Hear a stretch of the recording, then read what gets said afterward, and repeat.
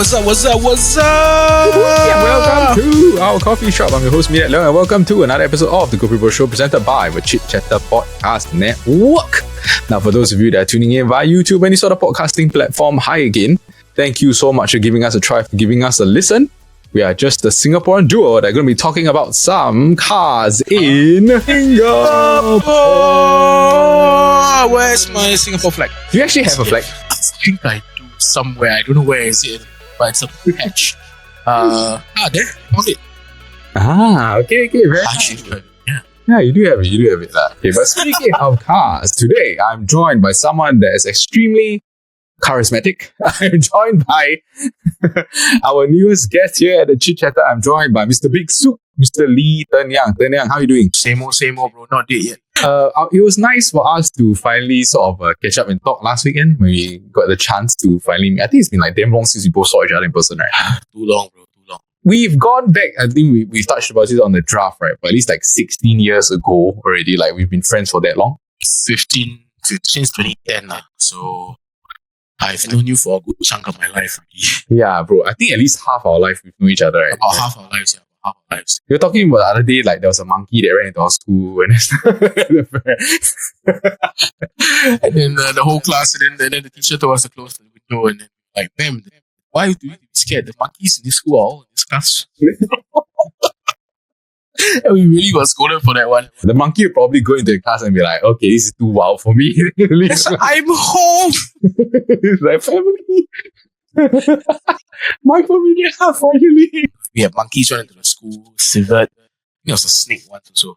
Yeah, there was a snake once, yeah. The snake once, right? Yeah. So since I've known you, right, you've always been interested in cars. Like for like the longest time, you would tell me like, okay, this car, you can get this model, I don't know where. In this other country, the meaning of this is different, or like the model name is different and stuff like that. But now you're actually someone that reviews cars for a living. How did you end up transitioning from like after A-levels to being like, okay, this is what I want to do for a living? I mean, remember back then all the personality tests we did in school. So one of the results I always got was journalist. So I was like, okay. So I've always been very fascinated by the whole aspect of it. And I've always wanted to give an opinion, and I've always wanted to write. So we did lit in back in our A-level days. So I think you and I, writing wise, is just, a bit second nature to us. So I got a traineeship at one of the local publications during COVID, and moved on to another publication a year after that, which I'm trying to build my personal brand for 2025. So see, modus operandi is still the same. Photos, some words, and then my opinion, and then trying to move more into video as well, like short form video in terms of car content and stuff. Just trying to think of go a bit more outside the box. People who know me will know that I don't mind embarrassing myself in front of the camera.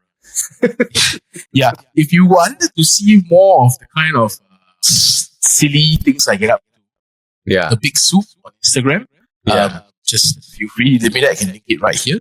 Yeah. Let's see what I get up to. I showed me that some videos that will never see the light of the day. Get a lot of trouble with those videos actually get out. But the ones that are on Instagram, oh sure. Ten Yang was saying that some of these videos will never see the light of day, except for now, as I'm going to put it in. No. Please don't. Oh my god, I'll get in so much trouble. Yeah, you'll be in a lot of trouble. Trust me, the videos that he has.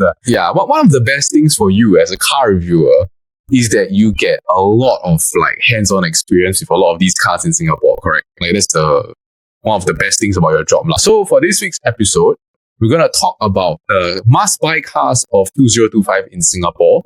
And how we're going to do it is that we're going to have the Big Soup here give us the must-buy cars for Cat A and Cat B vehicles. And we're going to have one EV and one non-EV car for each category. I just wanted to ask you, what is your personal take on like EV versus non-EV? As someone that grew up liking like engine cars, do you feel that it's like, I still prefer it to have an engine, or do you feel that it's the natural evolution of things? Like EV is the next way forward. EV is the next progression, like how steam. I mean, like locomotion used to be powered by steam, and then after it became coal, and then now it's like diesel electricity. I mean, yes, a lot of car guys, they would feel that cars going electric is that you're lacking the soul, the excitement. It doesn't mean that electric cars have to be. Yeah. Like, I've been very fortunate to have been thrown the keys to some like properly fast cars in 24. And these were all electric. Audi e-tron GT, which genuinely made me fear for my license. Like, I genuinely believe I was going to lose my license. It's your own fault though. You can literally follow the speed limit. I'm not going to mention the speed. Yeah, let's not. Yeah, but I giggled so loud. I was like, oh my god, like this car is unreal. BYD CU performance. That was a fun one. Tesla Model 3 performance.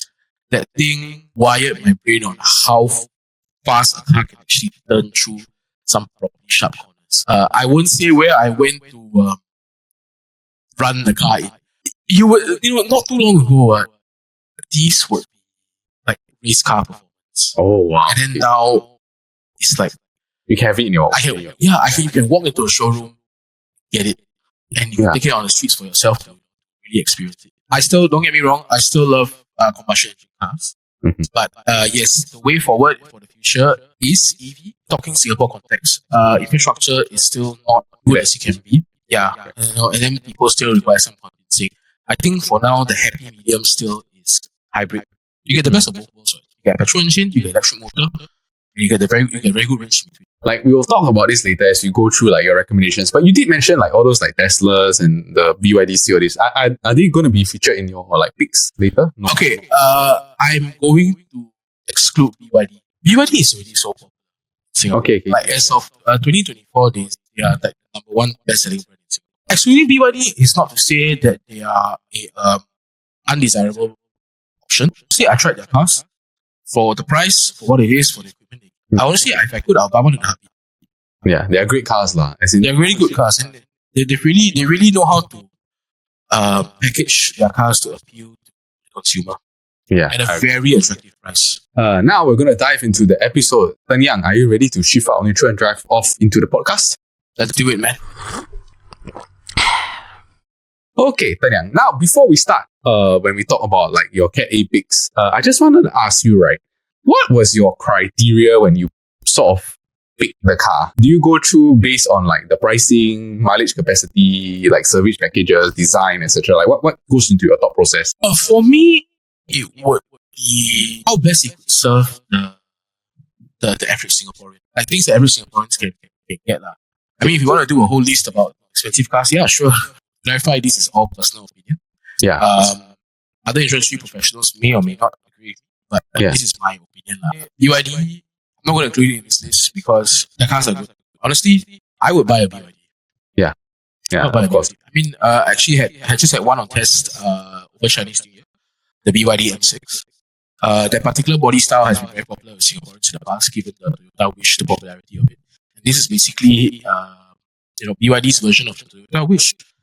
7 seats, good boot space, good amount of range. I never charged it to full, but on 80% charge, it could go about slightly over 400 km, which is more than enough for most Singaporeans. It's really good, lah. It's considered really good. So it's great. I mean, the Atto 3 and then the Seal as well. But yeah, I mean, BYD makes great cars, and as well, of course, the Sea Lion that was just released at Singapore Motor Show. So we're gonna go into the Cat A category. Tan Yang, what is your Cat A non-EV vehicle of 2025 that is must buy? For everything, for context, I'm referring everything through SG Karma. It is the upcoming Audi A3. Oh, A3, and specifically, the A3, I think this time around will be the 1.5 litre. It will still be Cat A. Actually, 1 litre or 1.5. I can't remember. I can't remember off the top of my head. But yeah, this is okay. It's not the most economical option. I mean, it's a continental brand, so it's still yeah, of course, and I absolutely loved it. As a small car, for what it is, handled well, it was built well. Power, it was a bit down, but you could still have fun in it. You could still carry, you and your friends in it. And it was, and it's still an Audi, so you still get that German build quality. You still, get the technology and everything. Yeah. So yeah, honestly, I think that was the most fun car I drove in. Oh, okay. Yeah. Small doesn't mean it's a small car. Small cars actually have its own charm to them. Yes. If you're talking about something a bit more bullet friendly, I will go with the Kia Niro hybrid. Oh, Kia Niro hybrid. Yeah, Kia Niro hybrid. Cat A, pretty well priced, and you get a good amount of equipment. Like I think the most important thing in Singapore to me is cool seats. Cool seats. Oh, Cool interesting. seats, I mean, yeah, the seats yeah. can be the butt area is like cooling. Yeah. So if those cold air at your butt and your back. My car has Especially the now. heating, which is like, Yeah. I don't need this, but I would appreciate if I got a butt seat, the cooling. Yeah. Okay. In Singapore, especially, seat heating in Singapore is redundant. But seat cooling in Singapore is a godsend. And more and more cars, even like the Cat A, the more basic ones, are even starting to have this as standard equipment. So, But correct me if I'm not wrong, right? This Kia Niro, does it have an EV version as well? yes, it is. They do have it, but it's expensive lah. The Kia Niro hybrids, the base one starts at 175,000. Then the top of the line one is 193,000. So, but the thing about the Kia Niro, has been tested and proven, documented even, that it can go easily 800-900 kilometers on one tank. Are you serious? So that means you could drive from here all the way to Penang, one tank. Their hybrid technology is arguably one of the best in the market. So, like for context, in 2023 July, I myself and two other friends, we actually rented a Kia Niro, an electric Kia Niro. Took it up to KL, just a proof of concept that we could do the drive on one charge. I have documented it, and Singapore, we left Tuas School Bell, the charging station, and we drove all the way to the outskirts of KL because we keyed in the wrong coordinates onto the GPS. We're supposed to end up at Petronas Twin Towers. We ended up at a charger that was that we could see Petronas Twin Towers in the distance, but never mind. But so we covered 309 km, and then we still had 64 km left. Wow. And we were doing 100 km regular speed stuff. Yeah, regular speed. North South Highway. So not say, and three of us in the car. Aircon was on, two seats were on, and our bags and stuff were all in the back. So it's real world. Like conditions. Yeah, people. I mean, I'm not a light guy. I'm like equivalent to two regular people in terms of my weight. Just put it out there. But like, so I mean, So it was like the car was four of us, and then like, so we still made it to KL with 64 km of range left. Yeah, very good. So we'll test. Next up, we're going to talk about the EV portion. So, what is your Cat 8 must-buy EV car in 2025? I would go with the Ioniq 6. Hyundai Ioniq 6. Also, it's built in Singapore. A friend of mine recently had the Cat A Ioniq 6 on test. It is a fantastic looking car. The rear of the car, it to me, and I'm the only one who seems to say this, it reminds me of the Porsche. Ford Sierra, no, not Porsche, Ford Sierra Escort Cosworth. Yeah, seems among the car guys, I seem to be the only one who's saying this. But to me, the moment first time I looked at it, I'm like, yes, that car really reminds me of the Ford Sierra Escort Cosworth. But don't you feel that the design of it does look like a Porsche?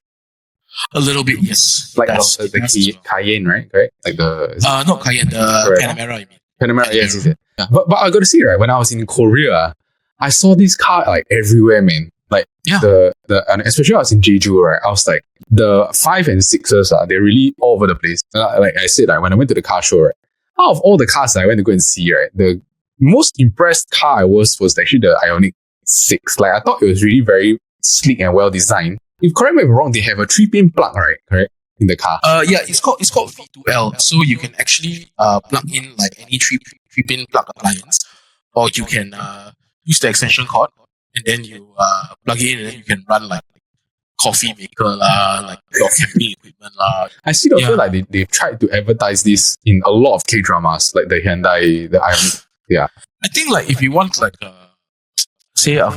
fun option, with the Mini Cooper, 3-door electric, that one's very fun also.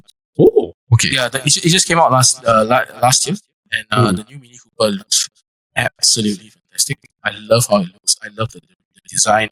The taillight designs look fantastic.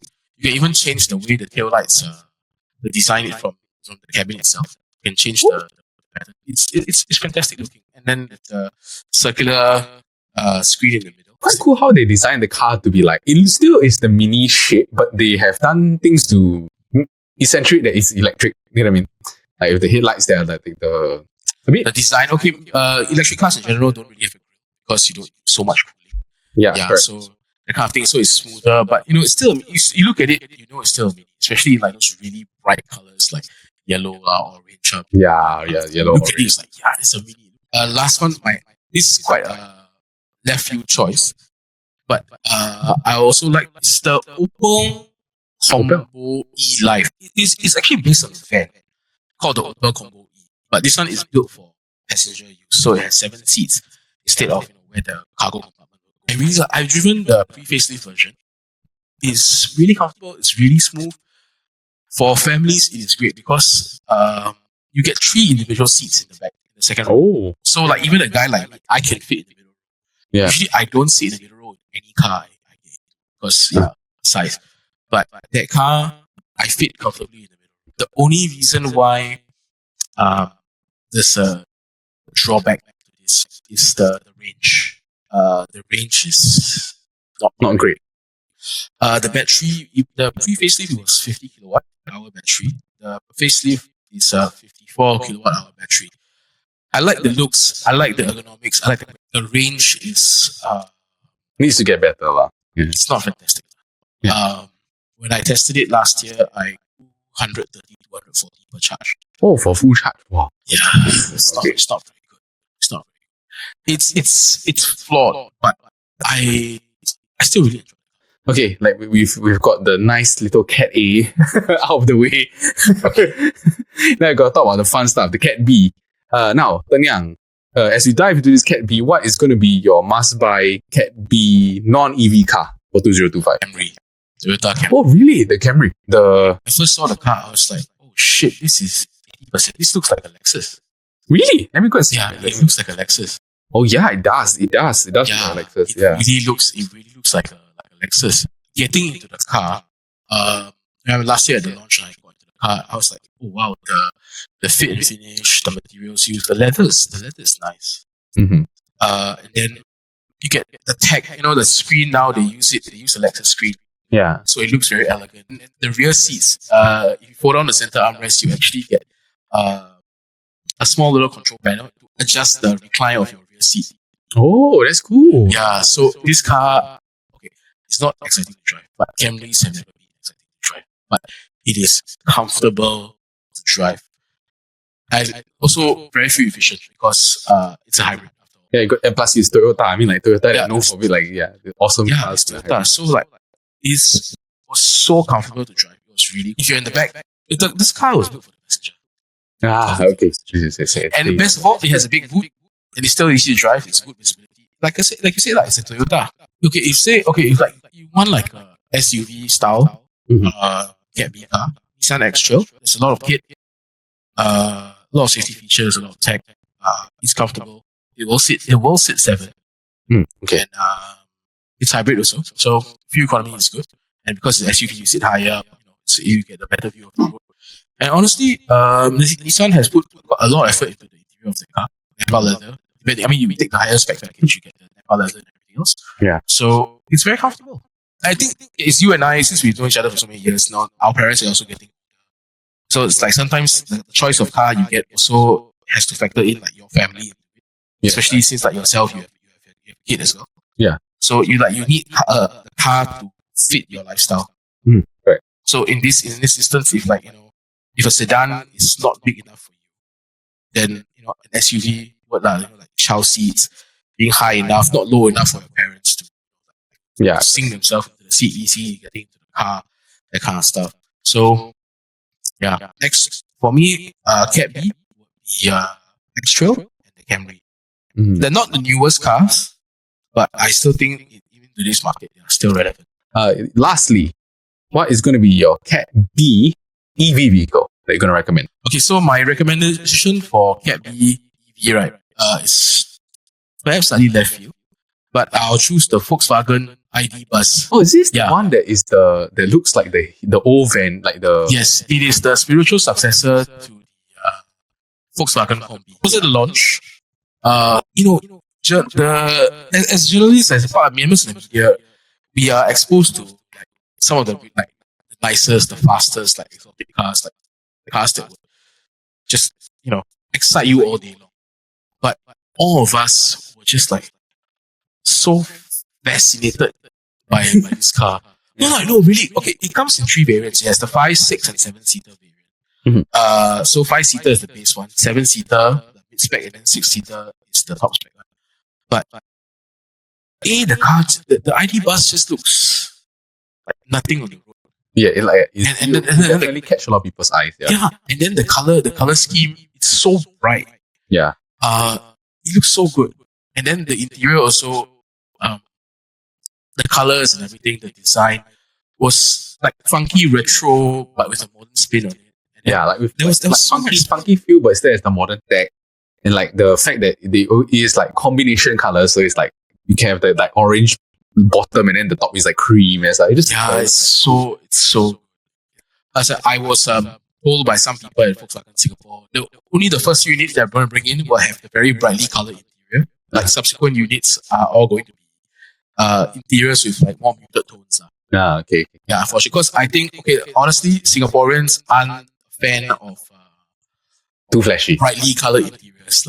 Yeah. Like the outside flashy, really, the inside a bit more muted. I think that's what Singaporeans would even go for. Like Singaporeans aren't really a fan of very bright, flashy colors. Yeah. So if you have flashy outside, flashy inside, it's like wow, it's a bit much. Too bright. Plus the bright colors, they're quite light in tone as well. So honestly, if I had one of those, I'll genuinely go nuts trying it clean. Keep it clean. But don't get me wrong, absolutely love it. Like yes, it's gonna take some getting used to because it's a pretty big. It makes you just want to go to like the beach and surf or something, or like go to the Great Ocean Road in Australia. Yeah. You just want to take it like lounging or camping. Yeah, like, it is so attractive. And I'm really happy that Volkswagen made this car because I agree. It's just pays spiritual homage to one of its most famous vehicles. I mean, the 760 one, they're like 320,000 at current COE prices. So it's not the cheapest, but honestly, very cool. If you want a 7-seater and you want to be, in the sea of like the Alphas, the Velfires, and then like the all kind of cookie cutter 7-seater designs, this is the one. Manufacturer claims 460. That's not that kilometers on a full charge. So that's quite good. I think it's safe to assume about low 400 sort of episode. I think it's good that we have a car review, and I think in the future, right, we'll be definitely doing more car episodes, because I mean it's very wasted if we have you on and you don't ask you about car stuff. Right. I try. Yeah. But ultimately, I think buy a car to suit your lifestyle. Yes, correct. Don't buy a car with the lifestyle in mind. Yeah, like if you're like a family man, you get like a 2-seater car, like a small car. It's like you want to squeeze everybody inside. Like the Mini Cooper, if you're like a single guy or maybe just you and your girlfriend/wife, sure, because it's just two of you. If you have a kid and you still want to keep the car, like buy with your head, not your heart. Yeah, buy with your head. You want to buy with your heart, don't buy in Singapore. Yeah, don't buy in Singapore. Really don't buy in Singapore. Yeah. Okay. That was a very, very interesting episode, and we will be back next time for one more car episode. All right.